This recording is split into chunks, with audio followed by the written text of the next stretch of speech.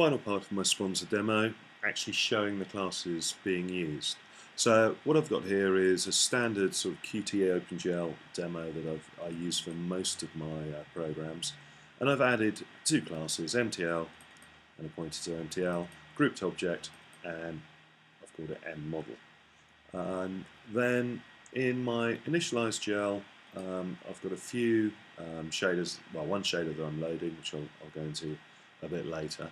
And what I've done previously is I've loaded both of them via the OBJ and the MTL files, and then I've just gone and saved them out again. What I'm eventually going to do is write a couple of tools to do this and to be able to view the contents of the files. They'll be coming soon. But for now, and for the brevity of loading, because it will take about a minute to load if you don't have the binary files, I'm just going to use the binary files. So first thing I'm doing, I'm creating a new instance of MTL, and then bool loaded equals MTL load binary, and we've got this Sponza.mtl bin, which is in the same directory as the demo itself. So you can see here we've got both of the bin files there. The Sponza mesh bin is 24 meg and Sponza MTL is 4.9K. If we look at the original files, you can see that Sponza's MTL is 8.1K and Sponza OBJ, which is the mesh data, is 38 meg. So we have greatly reduced the size of the data to be stored. I've also got a directory called textures. As you can see, there are all the textures that came with the mesh. So we go through, make a call to load, just check that that was successful, and again with mModel, we create a new grouped object. Again, we load, make sure that that was successful, and that will call the same functions. Now, the data that's stored in both the mesh and the materials have been sorted to make it as efficient as possible. So one thing that I may not have shown in the last demo in the grouped OBJ, as part of the load, you will see that at the very end here I make a call to somewhere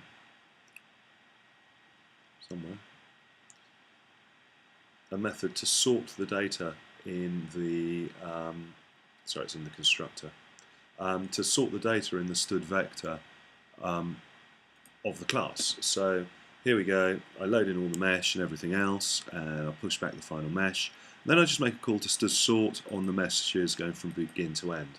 And what that does is it sorts it basically based on the material name, which means that my data is now stored efficiently, that I won't be swapping materials.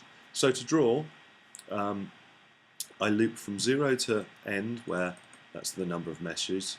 I could use the iterators I created, in this case I'm just using a normal loop, and I create an instance of material item called current material, and I tell it to find the current model's material at that index. I then say if current material is 0, then don't worry about anything, just continue. Otherwise, if material name is not equal to model get material, that means that we've got a different material we need to change.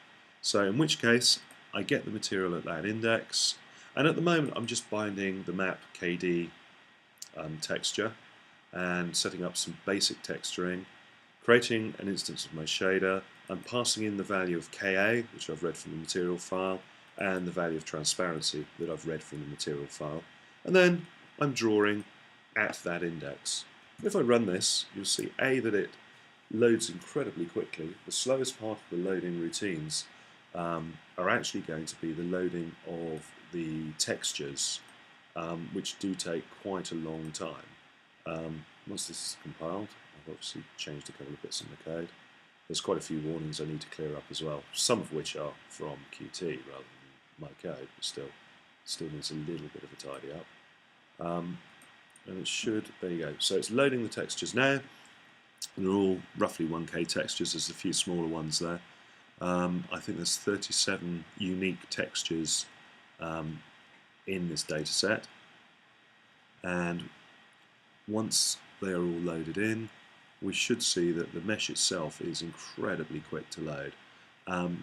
Because I'm doing a screen grab, it's nowhere near as quick as when you run it sort of standalone, but you can see there are all of the different meshes, all of the textures and everything loaded in incredibly quickly.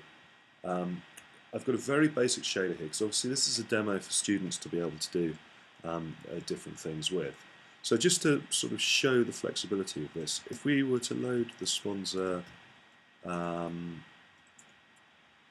material file, we can have a quick look and we can look at some of the other textures there. So you'll see a lot of the time KA and KD are the same textures, and then it's using the map bump texture quite a lot in there. Now that corresponds to, in the grouped object file, the map for,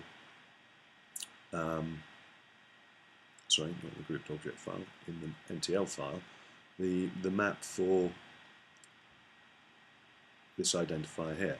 So we've got map bump ID.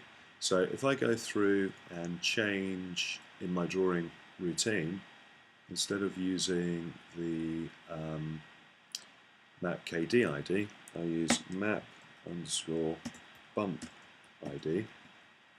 We should, when we rebuild this and rerun it,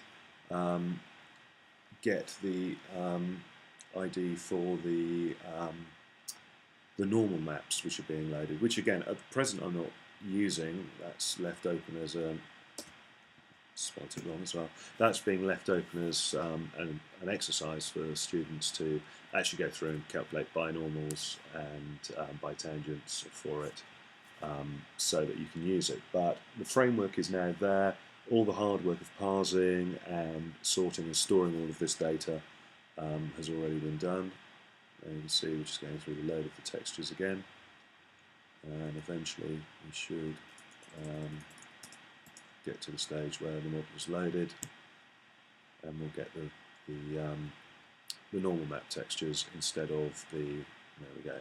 So the ones that have got normal maps, you can see not all of them have got normal maps, are being loaded. Some are just using other textures for those maps. So you can see that in action quite well. Now the shader that's being used for this is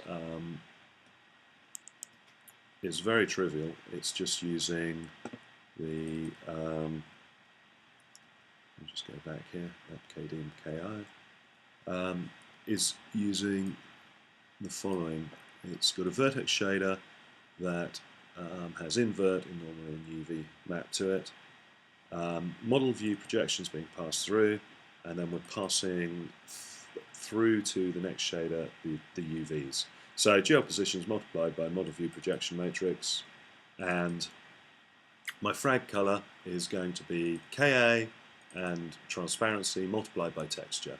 So the value for KA is being read in and then just used to multiply the texture as we go through. And so, for example, I may do multiple passes, point, normal, and so on, and do something else. But for now, we'll just use that. I'll just run it one more time and just get a few more screenshots of what it looks like. The code is on my NGL demos page. You can download it using BZR. I'll be doing a few more examples and a few more models with this, and as I said, I'm also writing a framework that's going to have some nice GUI front ends for just loading in OBJs and loading in MTL files and exporting them out in the binary format, which you can then use to view other models. And I'll show some more demos of that as and when I've written them. And here we go, here's the demo again, and you can see it's relatively quick to load, it draws relatively quickly. We have some, all of the textures and everything else are there. You can see. Obviously it is very basic lighting. Looks sort of like a very old Doom demo or something like that, but as a proof of concept, it's showing that the system works and it can load in the data correctly, and so on. So that's it.